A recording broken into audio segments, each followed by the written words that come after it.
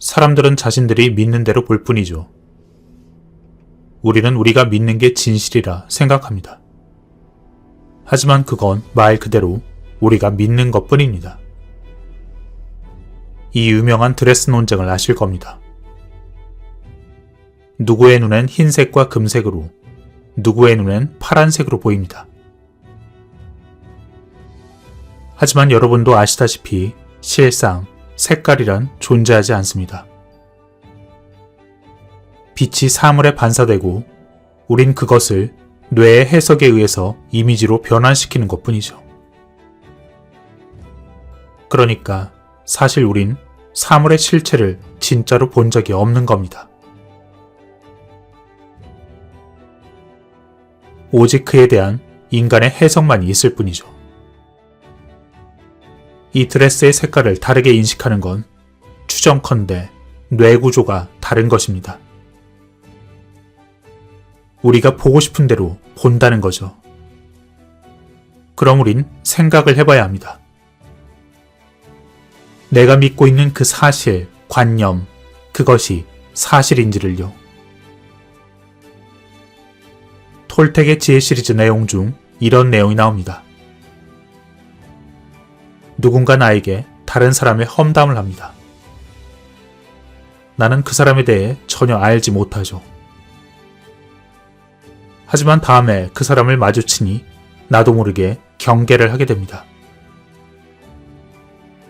그렇습니다. 나는 그 사람의 실체에 대해 전혀 모르지만 이미 다른 사람의 해석이 더 쉬워진 겁니다.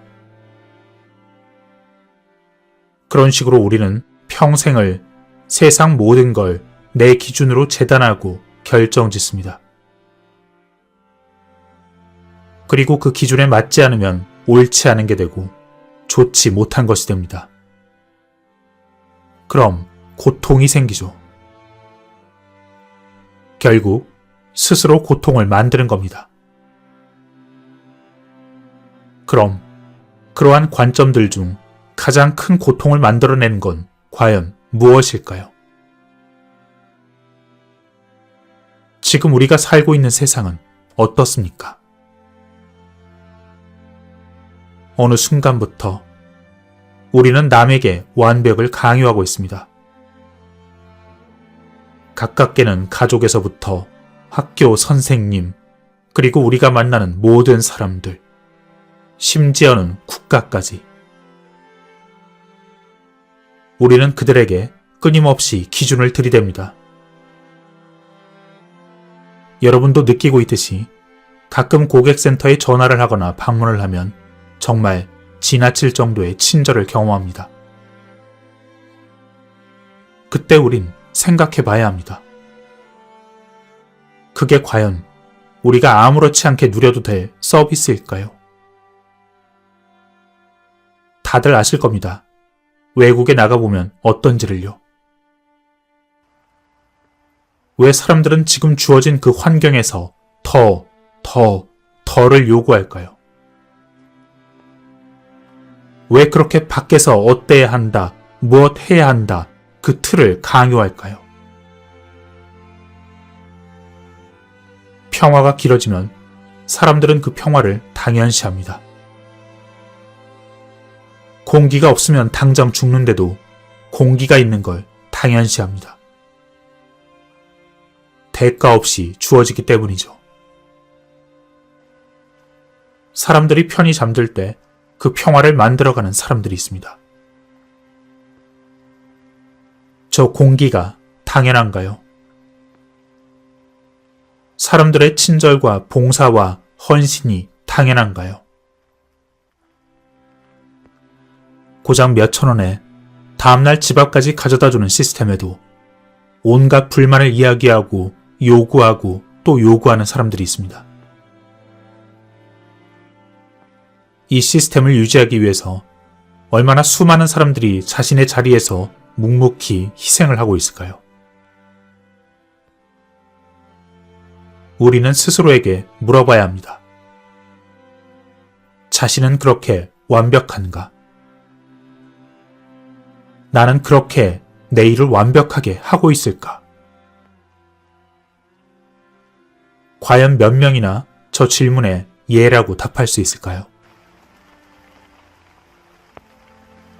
왜 자신도 완벽하지 못하면서 남들에게 완벽을 강요할까요? 어째서 그들에게 완벽을 의무처럼 강요할까요? 학교 선생님이라고 해봤자 23, 4살 어린 친구분들도 많습니다. 저도 그 나이 땐 스스로 어른이라 생각했지만 세월이 지난 지금 시점에서 보면 아직 마음 여린 친구들일 뿐입니다. 그 생각이 과연 진실일까요?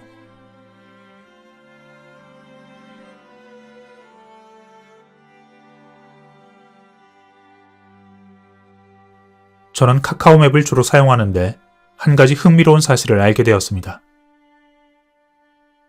분명 대체로 평이 좋은 집임에도 유독 좋지 않은 평점을 주는 사람들이 있습니다. 그래서 정말로 무슨 문제가 있는지 살펴보며 한 가지 특이한 점을 발견했습니다. 점수를 이상하게 낮게 준 사람들은 다른 모든 평점들도 똑같이 낮게 준다는 거였죠.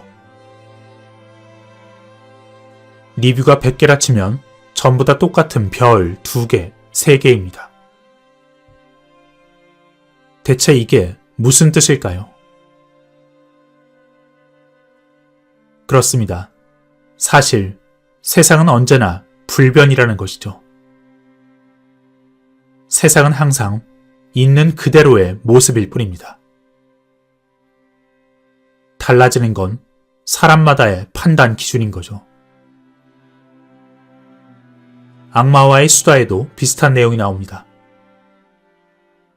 똑같은 바다를 보아도 어떤 사람은 푸르다 말하고 어떤 사람은 어둡다 말하고 누구는 평온하다 말하고 누구는 무섭다고 말합니다. 하지만 그 바다가 원래 바다인가요? 아닙니다. 바다는 우리가 규정한 관념이죠.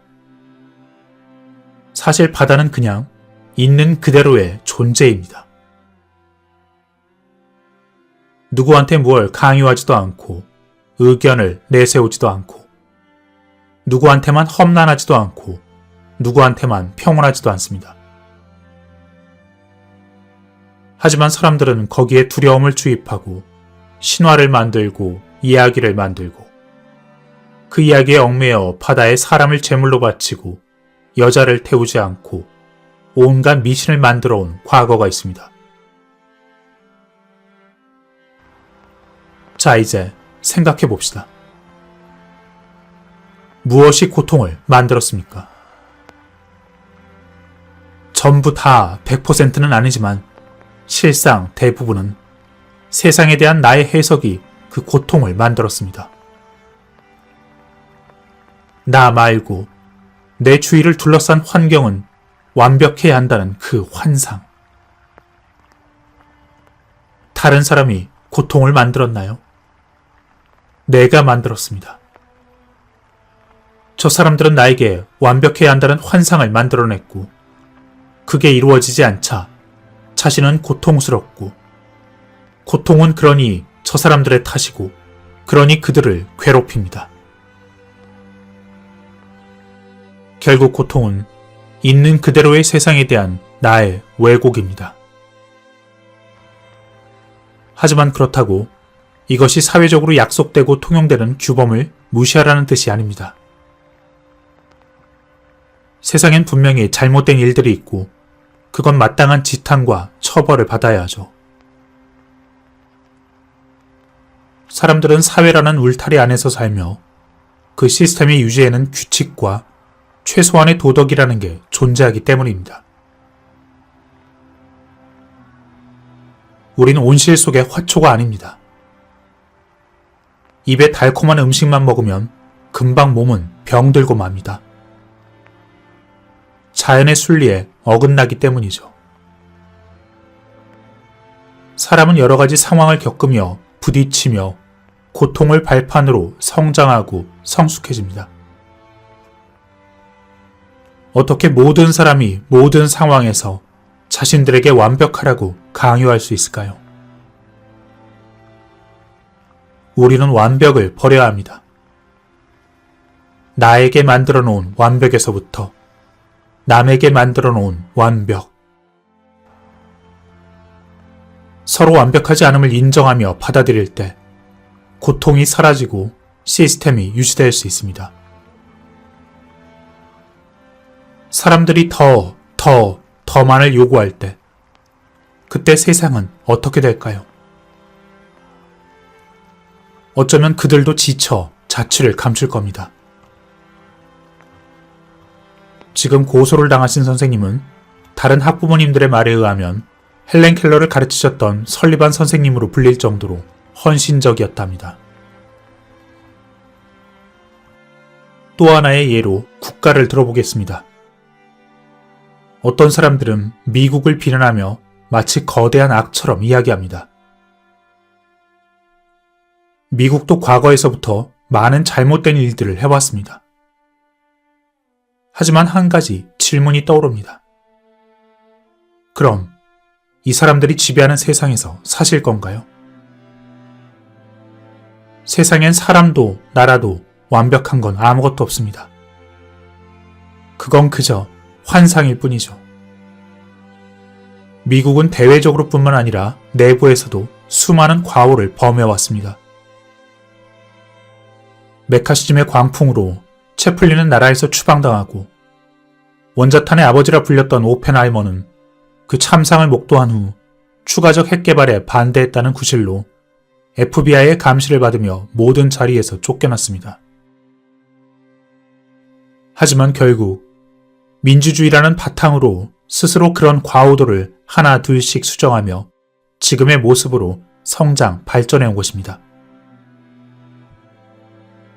물론 지금은 좀 과도해진 여러 부분이 보이지만 결국 어떤 사람도 체제도 완벽하지 않은 상태에서 외부적 스트레스와 충격을 거치며 성장하는 게 너무나 당연한 과정입니다. 하지만 어떤 사람들은 끝없이 비난을 퍼붓습니다. 그들이 완벽하지 않다고 말이죠. 그리고 그들도 이제 지쳤습니다. 그들은 요즘 여기저기서 발을 빼고 있습니다. 그리고 그런 모습은 나중에 우리 사회에서도 이곳 저곳에서 생겨날 것입니다. 최선을 다하는 사람들에게도 더를 요구할 때 그들이 대체 어디에 설 수 있겠습니까? 우리는 누구에게 완벽을 강요해서는 안 됩니다. 그건 오직 나 자신에게만 해당되는 것이죠. 수피교의 시인 루미가 쓴 시 중에 이런 내용이 있었습니다. 젊었을 때 나는 세상 사람들을 구원케 해달라 신에게 간청했다. 하지만 나이가 들어서는 가족과 주변 사람들만이라도 구원케 해달라 기도했다. 그리고 이제 인생의 노년에 들어서야 깨달았다. 나 자신만이라도 구원받을 수 있기를. 우리는 절대 완벽해지지 않습니다. 그 누구도 완벽해지지 않습니다. 그들에게 완벽을 강요하지 마십시오.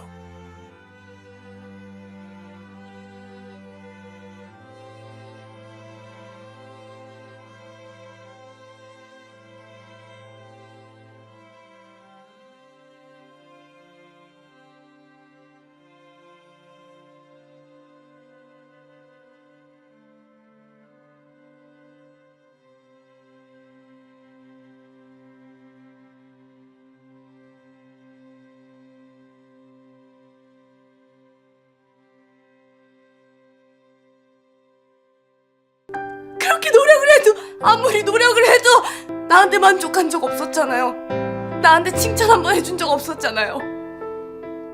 나도 있잖아. 칭찬받고 싶고 위로받고 싶어. 나도. 넌 좀 어떠냐? 뭐 괜찮아? 괜찮아지려고 노력 중입니다. 빨리 털어내. 네 잘못 아니야. 알았어? 그 무슨 일 생기면 곧바로 나한테 콜하고. 감사합니다. 그렇게 말씀해 주셔서.